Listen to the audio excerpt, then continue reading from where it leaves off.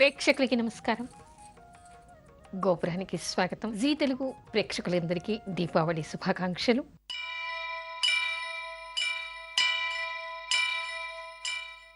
ఈరోజు గోపురంలో సాంప్రదాయాల గురించి చెప్పుకునే ముందుగా అర్చనలో మహాలక్ష్మీదేవిని స్మరించుకుందాం.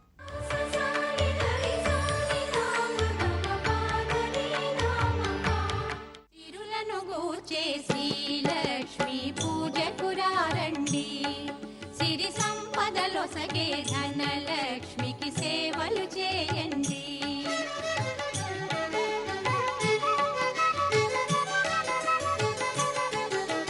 కొలిచిన వారికి కన్న తల్లిగా నమ్మిన భక్తుల కల్పవల్లిగా దయతో బ్రోచే కరుణా సాగరి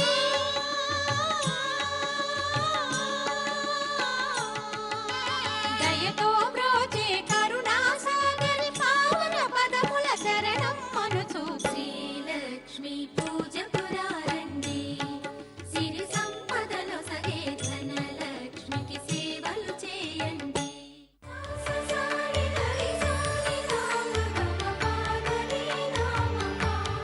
దీపావళి రోజు పాటించవలసిన నియమాలు ఏమిటి? ఈరోజు దీపావళి. ఎక్కడ చూసినా ఎవరింట్లో చూసినా దీపాల పండగ. ఇది దీపావళి రోజు మనం పాటించవలసినటువంటి నియమాలు ఏమిటి? ఈ దీపావళిట స్వాతి నక్షత్రంతో కూడి వస్తే మహావిశేషముట. ఆ రోజు చేసినటువంటి అభ్యంగన స్నానం వలన సకల దోషాలు పోతాయిట, అపమృత్యు దోషాలు పోతాయిట, సకల నరక బాధల నుంచి వాళ్ళకి విముక్తి లభిస్తుందిట. ఈరోజు మనకి స్వాతి నక్షత్రం ఉంది. ఈ స్వాతి నక్షత్రంలో మహాలక్ష్మికి పూజ చేయటం కూడా విశేషమైందిగా కనిపిస్తోంది. అయితే దీపావళి రోజు మనం పాటించవలసినటువంటి నియమాలు ఏమిటి? మామూలుగా అందరూ ఏమిటంటే తెల్లవారుజామున దీపారాధన చేయటం, దేవుడికి దీపారాధన చేయటం, గుమ్మాల్లో దీపాలు పెట్టుకోవడం, అలంకరించటం లాంటివి, తర్వాత మధ్యాహ్నానికి పిండి వంటలు చేసుకోవడం, సాయంత్రానికి మహాలక్ష్మికి టెంకాయ కొట్టి మనం అందరం కూడా టపాకాయలు కాల్చడం అనేటువంటిది అందరికీ తెలిసినటువంటి విషయం. కానీ మనకి శాస్త్రం ఏం చెప్తోంది? ఆ విషయం తెలుసుకోవాలి. ఇక్కడ దీపావళి రోజు మనకి కొన్ని నియమాలు ఉన్నాయి. ఏమిటి? మనం ధనలక్ష్మి పూజ చేస్తాం. ఎప్పుడు చేయాలి పూజ? నిషీధి సమయంలో చేయాలి, అంటే రాత్రిపూట చేయాలి. ధనలక్ష్మి పూజ ఎప్పుడు కూడా అర్ధరాత్రికి చేయాలి అంటారు. మరి మనం ఎప్పుడు చేస్తున్నాం?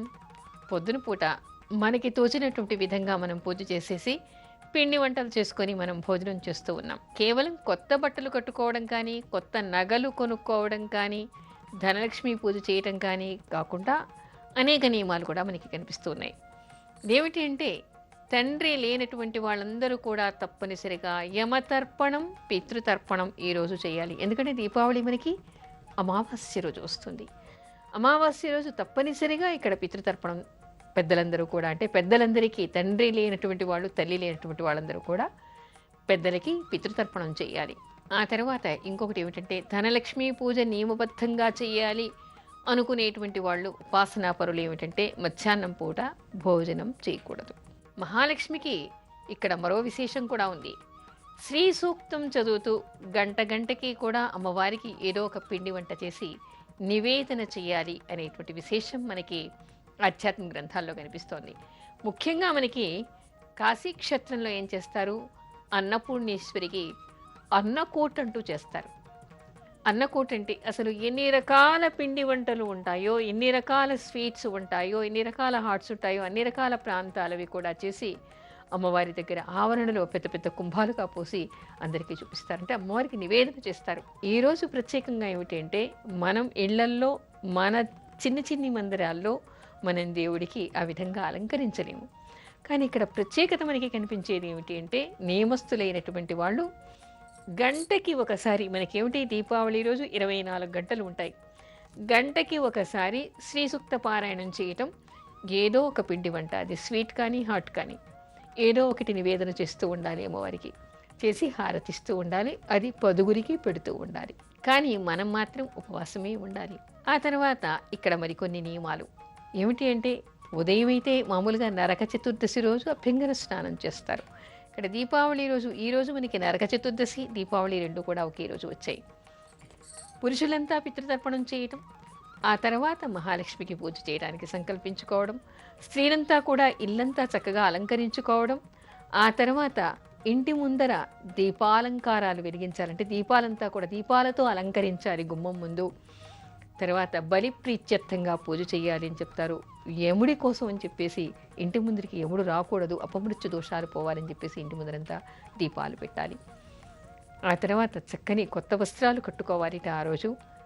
నగలకి అంటే మనం ధనలక్ష్మి పూజ చేస్తాం కాబట్టి నగలకి పూజ చేయాలి. సాయంత్రం వరకు ఉపవసించి సాయంత్రం పూట అంటే నిషీధి సమయం కాకముందే సూర్యాస్తమయానికంటే ముందే మళ్ళీ గుమ్మాల్లో దీపాలు పెట్టాలి. అయితే దీపాలు పెట్టడానికి కూడా ఇక్కడ ప్రత్యేక విధి మనకి కనిపిస్తోంది. ఏమిటి అంటే ఎక్కడెక్కడ ఇంటి చుట్టూ కూడా వృక్షాలంకారం అంటే వృక్షం ఏ విధంగా ఉంటుందో ఆ విధంగా ఆ రీతిగా దీపాలని అలంకరించాలిట. రంగురంగుల ముగ్గుల్ని వేయాలి. ఆ తర్వాత ఇళ్లలో ఇప్పుడంటే చిన్న చిన్న అపార్ట్మెంట్స్ వచ్చాయి, కానీ మామూలుగా ఇళ్లల్లో పెద్ద పెద్ద వృక్షాలు ఉండేవి.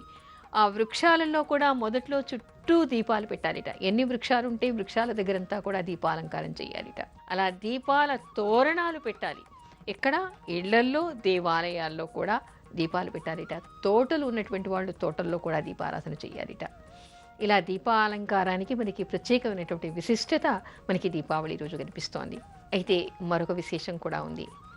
రాత్రి పూట కూడా వీళ్ళు నిశీధి సమయంలో అందరూ కూడా లక్ష్మీదేవికి పూజ చేసిన తర్వాత, ధనలక్ష్మి పూజ చేసిన తర్వాత అప్పుడు మాత్రమే భోజనం చేయాలి. తర్వాత రాత్రంతా జాగరణ చేయాలిట. మహాలక్ష్మీదేవి భూలోకానికి వచ్చి ఇంటింటి ముందుకు తిరుగుతుందిట. ఎవరి ఇంట్లో ఏం చేస్తున్నారు అని ఆవిడ గమనిస్తుందిట. ఎక్కడైనా క్రోధంతో ఉండటం కానీ, కొట్లాటలు కానీ, అరుపులు కానీ, కన్నీళ్లు కానీ, పరిశుభ్రంగా లేకపోవడం కానీ, ఇంట్లో ఇల్లాళ్ళు చికాకుగా ఉండడం కానీ, మురికి వస్త్రాలు చిరిగిన వస్త్రాలు కట్టుకుని ఉండడం కానీ కనిపించిన ఆవిడ ఆ ఇంటి లోపలికి రాదుట. ఎవరి ఇంటి ముందైనా దీపాలంకారం లేకపోతే ఆవిడ ఆ ఇంటిలోకి అడుగు పెట్టదుట.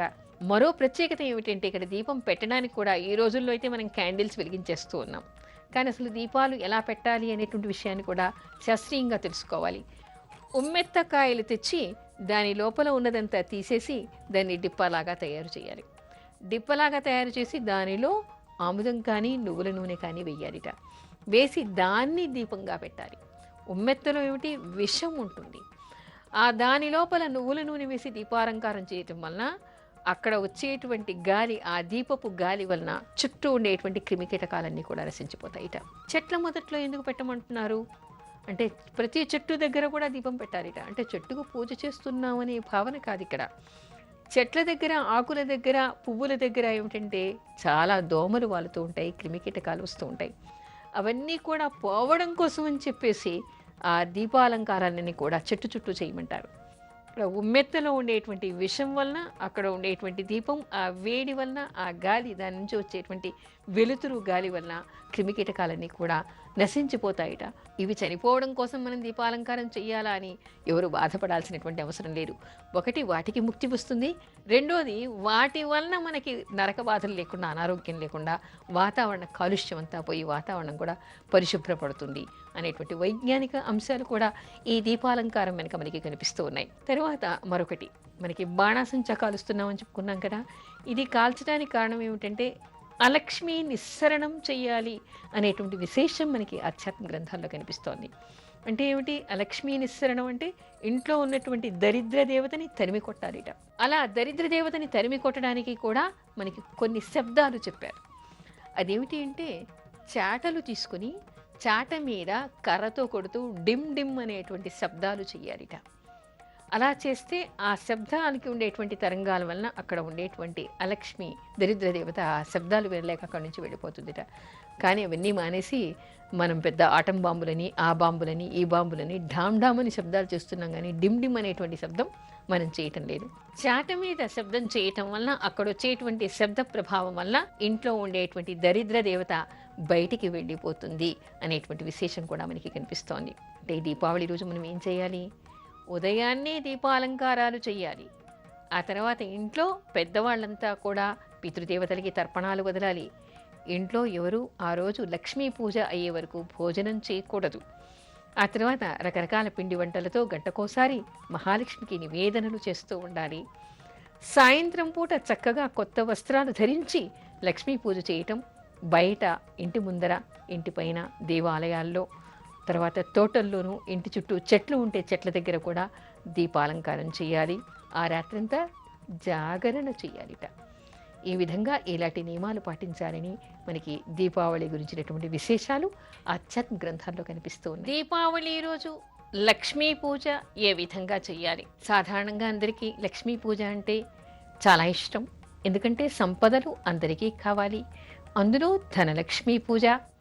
మరి ధనలక్ష్మీ పూజ ధనం రావడం కోసం ఏ విధంగా చేయాలి? స్థిరలక్ష్మి ఉండడం కోసం ఏం చేయాలి అనేటువంటి విషయాలు తెలుసుకోవాలి. ముఖ్యంగా దీపావళి రోజు లక్ష్మీ పూజ ఏ విధంగా చేయాలి, ప్రత్యేక పూజలు ఏమైనా ఉన్నాయా అనేటువంటి విషయాన్ని కూడా మనం తెలుసుకోవాలి. దీపావళి రోజు మనకి ధనలక్ష్మి పూజ ప్రత్యేకం. నిశీతి సమయంలో సూర్యాస్తమయం కాకుండానే వాకిట్లో దీపాలు పెట్టుకోవడం ఇంతకుముందు కూడా మనం చెప్పుకున్నాం. అలాంటివన్నీ చేయాలి. ఆ తర్వాత ఇంట్లో మహాలక్ష్మి విగ్రహం ఉన్నా, పటం ఉన్నా, శ్రీచక్రం ఉన్నా మనం లక్ష్మీ పూజ వాటికి చేయాలి. అయితే లక్ష్మీ పూజ దేనితో చెయ్యాలి, ఎలాంటి నివేదనలు చెయ్యాలి, ఏ పారాయణలు చెయ్యాలి అనేటువంటి విషయాన్ని తెలుసుకోవాలి. ఇక్కడ ధనలక్ష్మీ పూజ అంటూ ఉన్నాం కాబట్టి మామూలుగా సరస్వతి పూజ ఏం చేస్తున్నాం మనము? మనకుండేటువంటి పుస్తకాలు, పెన్నులు, పలకలు, బలపాలు పెట్టుకొని మనం పూజ చేస్తాం. అదేవిధంగా మనము ధనలక్ష్మీ పూజ అంటే తప్పనిసరిగా మన ఇంట్లో మనం డబ్బు ఎక్కడ పెట్టుకుంటూ ఉన్నామో అక్కడ పూజ చేయాలి. అదేవిధంగా లక్ష్మీ విగ్రహానికి కానీ, లక్ష్మీ పటానికి కానీ మనం పూజ చేయాలి. అంటే మన దగ్గర ఉండేటువంటి కొత్త కాయిన్స్ కానీ, మన దగ్గర ఉండేటువంటి డబ్బు కానీ, మనకు ఉండేటువంటి నగల్ని కానీ ధనత్రయోదశి రోజే నియమస్తులంతా కడిగి దేవుడి ముందు పెట్టేస్తారు. ధనత్రయోదశి రోజు, నరక చతుర్దశి రోజు, దీపావళి రోజు కూడా 3 రోజులు పూజ చేస్తారు. అయితే ఒక విషయాన్ని మర్చిపోకూడదు. ఎవరు కూడా కేవలం మహాలక్ష్మికి మాత్రమే పూజ చేయకూడదు. మహాలక్ష్మితో పాటు నారాయణుణ్ణి కూడా పూజించాలి. అంటే లక్ష్మీనారాయణులకి చేయాలి, ధనానికి చేయాలి, మన దగ్గర ఉండేటువంటి నగల్ని కూడా పెట్టి చేయాలి. అయితే పూజ ఏ విధంగా చేయాలి, ఎలాంటి స్తోత్రాలు చదువుకోవాలి అనేటువంటి విషయాన్ని తెలుసుకోవాలి. మహాలక్ష్మికి ముఖ్యంగా ఇష్టమైనటువంటి విషయం ఏమిటి అంటే మనకి బ్రహ్మ వైవత్త పురాణంలో కనిపిస్తుంది. మీరు ఎలాంటి అర్చనలు చేసినా లక్ష్మీ కవచాన్ని చదివిన వాళ్ళని మాత్రమే నేను అనుగ్రహిస్తాను అని ఆవిడ చెప్పడం కనిపిస్తోంది. అందుకని ప్రతి ఒక్కరు కూడా మరి ధనం వాళ్ళని వేడిపోకుండా ఉండాలి, వాళ్ళ ఇంట్లో లక్ష్మీ స్థిరంగా ఉండాలి అంటే లక్ష్మీ కవచాన్ని చదువుకోవాలి. శ్రీ సూక్తంతో ఉదయం నుంచి రాత్రి వరకు, అంటే తెల్లవారి మరుసటి రోజు వరకు కూడా ప్రతి గంటకి ఒకసారి శ్రీ సూక్త పారాయణం చేస్తూ అమ్మవారికి ఏదో ఒక పిండి వంట, అది స్వీట్ అయినా కావచ్చు, హాట్ అయినా కావచ్చు, మరేదైనా కావచ్చు, కాకపోతే మనం దేవుడికి నివేదన చేయతగినటువంటి పదార్థాలు మాత్రమే పరిశుభ్రంగా వండి నివేదన చేయాలి. అంతేకాకుండా అమ్మవారికి వరి పేలాలు చాలా ఇష్టం, వాటిని నివేదన చేయాలి. ఆ తర్వాత కమలాల్లో ఉండేటువంటి బీజాలు కనిపిస్తాయి మనకి. అంటే కమల పువ్వుల్లో, అంటే తామర పువ్వు మధ్యలో బీజాలు ఉంటాయి. వాటిని ఎండబెట్టి ఆ గింజలతో కూడా కొన్ని పేలాలు తయారు చేస్తారు. అవి విశేషంగా అమ్మవారికి నివేదన చేయాలి. ఆ తర్వాత పాయసం, పాలతో చేసేటువంటివన్నీ మనం నివేదన చేస్తాం. ఇవి బాగానే ఉంది. ఏ పూలతో పూజ చేయాలి అమ్మవారికి? అమ్మవారికి విశేషమైనటువంటిది కమలాలు. తర్వాత సువాసన కలిగినటువంటి పువ్వులన్నీ కూడా మహాలక్ష్మి పూజకి విశేషమైనటువంటివి. మారేడు పత్రి అమ్మవారికి విశేషమైనటువంటిది. మరవం, దవనం ఇలాంటి పత్రి కూడా అమ్మవారికి వినియోగించవచ్చు. తులసి దళాలు ఇవన్నీ పెట్టి అమ్మవారికి అర్చన చేయాలి. ఆ తర్వాత లక్ష్మీదేవికి మహానివేదన ఎప్పుడు చేయాలి అంటే రాత్రిపూట చేయాలి. రాత్రిపూట నివేదన అయిన తరువాత అందరూ కూడా అందరికీ ప్రసాదాలు పంచి భోజనం చేయవచ్చు. అయితే దీపావళి రోజు మనకి ప్రత్యేకంగా కనిపించేది ఏమిటంటే గవ్వలతో ఆడటం అనేటువంటిది ప్రత్యేక విధిగా కనిపిస్తోంది. అయితే డబ్బులు పన్నెంగా పెట్టి మాత్రం ఆడకూడదు. కేవలం గవ్వలు ఆడుతున్నటువంటి శబ్దం వస్తే మహాలక్ష్మి ఇంటికి వస్తుంది అనేటువంటి విషయం కూడా మనకి శాస్త్రంలో కనిపిస్తోంది. ఇక్కడ మరొక విశేషాన్ని కూడా మనం చెప్పుకోవాలి. గవ్వలాడడం పక్కన పెడితే మహాలక్ష్మి ఇంటికి రావాలి అనేటువంటి అభిప్రాయం చాలా మంచిది. మహాలక్ష్మి స్థిర నివాసం ఉండాలి అని చెప్పేసి లక్ష్మీ పూజలు చేయాలి. కానీ దీపావళికి కాళరాత్రి అనేటువంటి పేరు కూడా ఉంది. మనకి చండీ సప్తశతిలో కనిపిస్తుంది. కాళరాత్రేర్ మహారాత్రేర్ మోహరాత్రిశ్చ దారుణ అనేటువంటి విషయం కనిపిస్తుంది.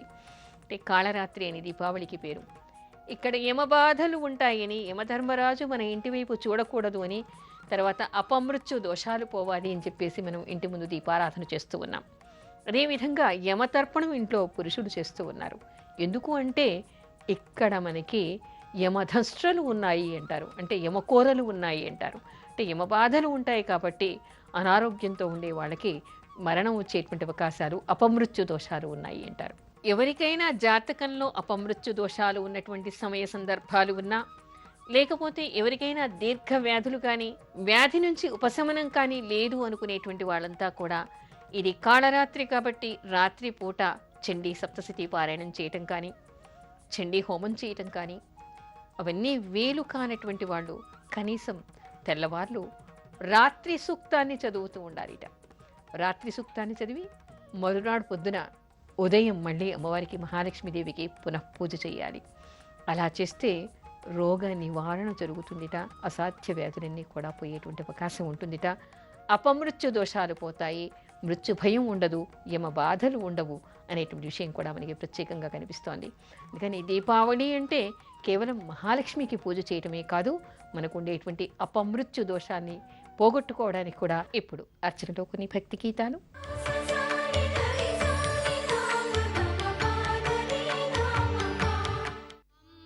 శాంభవి చంద్రమౌళి రబల పర్ణావుమా పార్వతీ కాళీ హైమవతి శివా త్రినయని కాత్యాయని భైరవీ సావిత్రి నవయౌవనా శుభకరి సామ్రాజ్య లక్ష్మీ ప్రదా చిద్రూపీ పరదేవతా భగవతి శ్రీరాజరాజేశ్వరీ.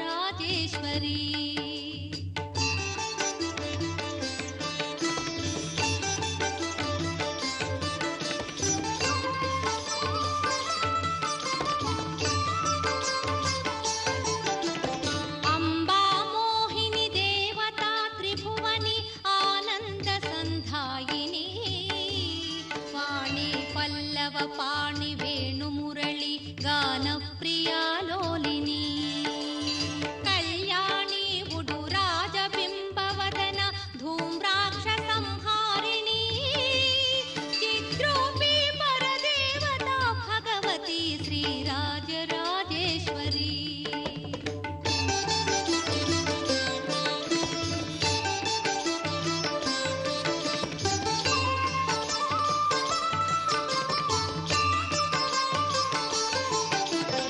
అంబానూపుర రత్న కంకణధర కేయూరహారావళి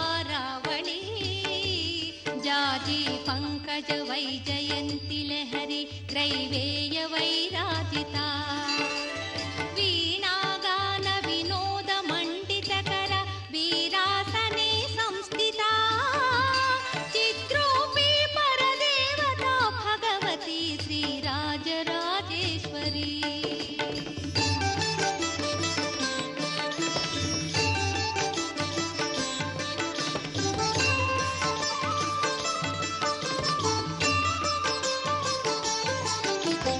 అంబారౌద్రిని భద్రకాళి భగళ జ్వాలాముఖి వైష్ణవీ బ్రహ్మాణి త్రిపురాంతకీ సురనుత దేదీప్యమానోజ్వలా చాముండా శ్రితరక్ష పోష జనని దాక్షాయణి పల్లవీ చిద్రూపీ పరదేవతా భగవతి శ్రీరాజరాజేశ్వరీ.